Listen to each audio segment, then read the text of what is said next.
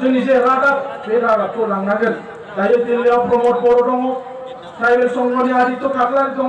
कार्बि लिडारफोर दङ टिवा लिडारफोर दङ जों माखासे दंहैयोमोन सानब्रै सानबा नाथाय जों सानैनि गेजेराव सासे थांनांसिगोन होननानै आं मैया फैदों आरो जोंनि आफादगिरि बिथाङा दङ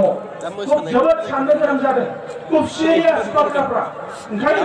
मानगोनां रायजो राजाफोर जोङो बुजिनांगोन बावैसो साननि उनावनो दिल्लीनिफ्राय फैखांनाय लोगो लोगो जोङो CC2नि दैदेनगिरि बिबानगिरिफ्रा जोङो ज' जागोन आरो NDPनि जोबथारनाय साननि थाखाय हयथ' जों आसामाव बन्द खालामनांनोबो हागौ बेबायदि थासारिफ्रा फैगासिनो दङ उइन्टार सेसनावनो BJPनि MPआ बि धर्मनि बाथ्रा लाबोगोन बि धर्मनि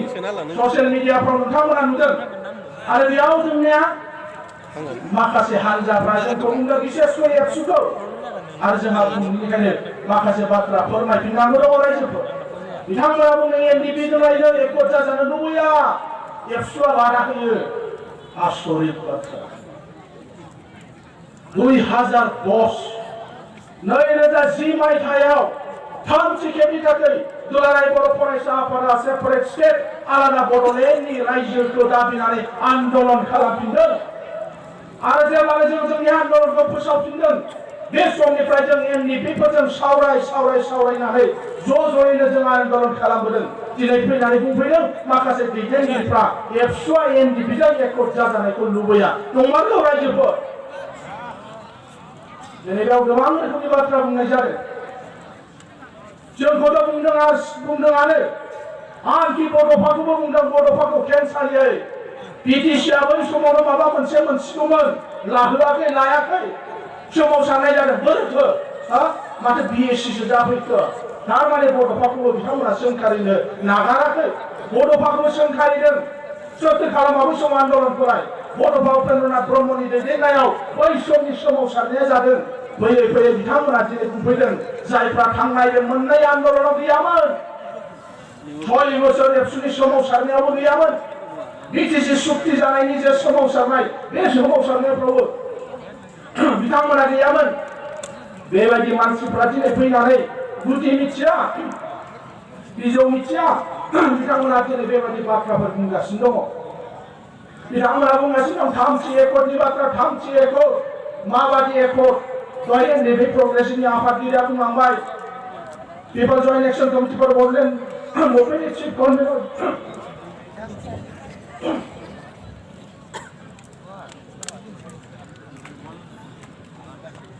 बिथाङा बुंलांदों जे एबि माथुरजों बिथांमोनाबो सावरायलायदों मा एबि माथुरजों धीरेन बर' दैदेननाय NDP प्रग्रेसिभआबो सावरायदों मा एबि माथुरा गजन मुसाहारि दैदेननाय जयेन्ट एक्शनजोंबो सावरायदों एबि माथुरा आसामाव फैनानै गावनि मावनांगौ हाबा बायदियै बर'फोरजों लोगोसे आलफा गुबुन सोमावसारारि जायफ्रा आसामाव सोमावसारबाय थादों बेबायदि हान्जाफोरजों सावरायफैदों एबसुनिफ्रायबो लोगो हमैदों सावरायलायनाय जादों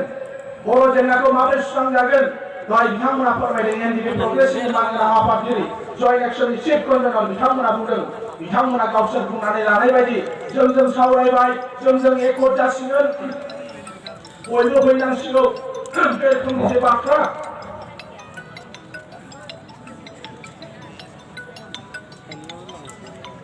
बे रोखोमनि जे बाथ्रा फोसावनाय बेबायदि फोसावनानै थासारिखौ बिथांमोनासो गुबुंले खालामदों मानगोनां रायजो राजा बिथांमोन गुबुंले खालामगासिनो दं बिथांमोनासो सोर लुबैयाखै खौसेथिखौलाय 2016निफ्राय जों खौसेथिनि थाखाय जों खामानि मावदों सानै मोनथाम आफादनिफ्राय NDP प्रग्रेसिभनिफ्राय दानि गाहाय नेहाथारि जानाय एस सानजारा NDP प्रग्रेसिभनिफ्राय बि बेंगा एबसुनिफ्राय दिपेन बर' लेङाइ आफादगिरि आरो आं जों सानै people joint action committee for Bodoland मुभमेन्टनिफ्राय गरजन मुसाहारि गावनो आरो तेजपुरनि आदित्य मेस होनाय जों 6 जना 2016निफ्रायनो विभिन्न बर'नि दल आरो संगठनफोरजों जोङो थाङै जोङो सावरायलायदोंमोन जों लुबैयाखै खौसेथिखौ जों लुबैदों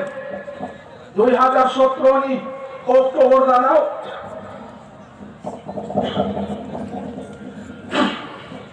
गुवाहाटीआव सावरायलायनाय जादोंमोन BPFनिफ्राय रिहन दैमारि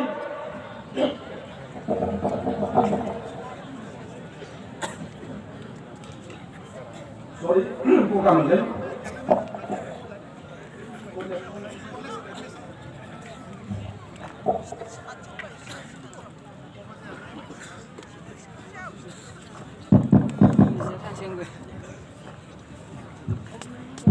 निमाहा बिदों जे जोङो 2017 नि अक्ट'बराव एबसुनिफ्राय जों साथाम सासे लेङाइ आफादगिरि रबिअ पि नार्जारि जोंनि बुंथिगिरि जयन्त बसुमतारि आरो जों साथाम आरो बिपिएफ निफ्राय साथाम रिहन दैमारि मन्त्रि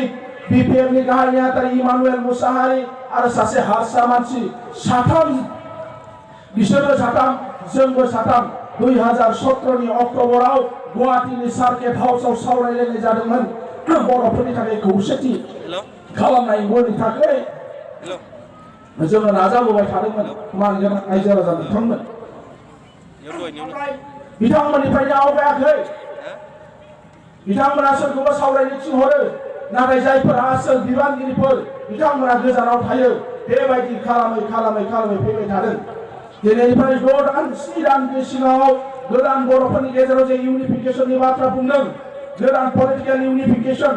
इस्युआव सापर्ट खालामनायनि बाथ्रा जों रायलायगोन जोंनो दिल्लीयाव लिंहरदों दिल्लीयाव रायलायहैदों बहाबा गोजानाव लिंहरदों गोजानाव रायलायहैदों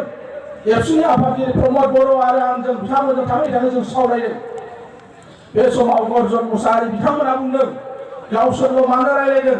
मा रायलायनो नागिरदों मिथिं लानांगौ एनडिपि प्रग्रेसिभखौ प्रेसार होदों एबसुआ माबा माबि खालामनो नागिरबाय गावसोरल' रायलायनो नागिरदों सिट शेयारिं खालामनो नागिरदों एबसुआल' गावसोरनि मानसियाल' लासिगोन बेबायदि गोबां रोखोमनि बै समाव बाथ्रा बुंदों आरो एनडिपि प्रग्रेसिभखौ प्रेसार होदोंमोन बिथांमोना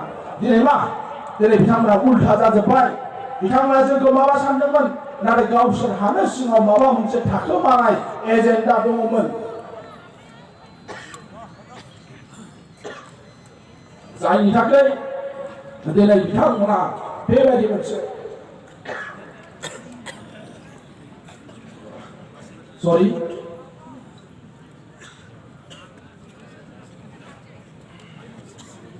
जायनि थाखाय बिथांमोना बेबायदि मोनसे हाबाफारि लादों जोबोद दुखुनांथाव बाथ्रा जोंनि थाखाय दिनै सोमावसारनाया फैयै मोनसे लामायाव फैबायमोन फिथाइया मोनहां थासारियावमोन दिनै सरकारा जोंनि खौसेथिखौ नेदों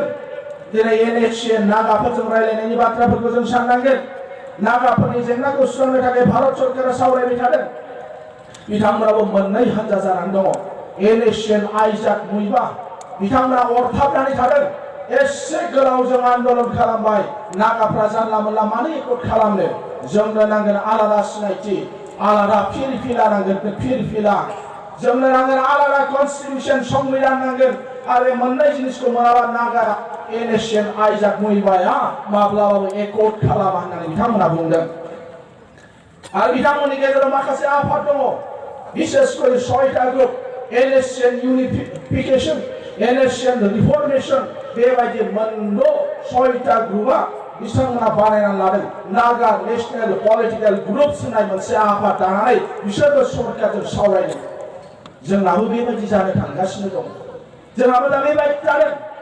एनएचसिएन आइजाक मुइबाया गोरा हमथादों जेरैखि जाया जोंनो फिरफिला नांगोन जेरैखि जाया जोंनो आलादा कन्स्टिटिउसन नांगोन नैबे मोनद' जि आफादफोर दङ एनएचसिएन इउनिफिकेशन एनएचसिएन रिफर्मेशन बे मोनद' जे आफादफोर दं बिसोरो खालिबोल' नागालेण्डनि मानसिफोर दिनै एनएचसिएन आइजाक मुइबाया बुंदों मणिपुरनि नागाफोरनि थाखाय माबा मोनसे खालामनांगोन अरुणाचलाव थानाय नागाफोरनि थाखाय माबा मोनसे खालामनांगोन आसामाव थानाय नागाफोरनि थाखाय माबा मोनसे खालामनांगोन भारताव गुबुन रायजोआव थानाय नागाफोरनि जेंनाखौ खनसेनो सुस्रांनांगोन बिनि थाखाय बिसोर अरथाबगासिनो दं नाथाय जायफ्रा नागालेण्डनिल' लिडारफोर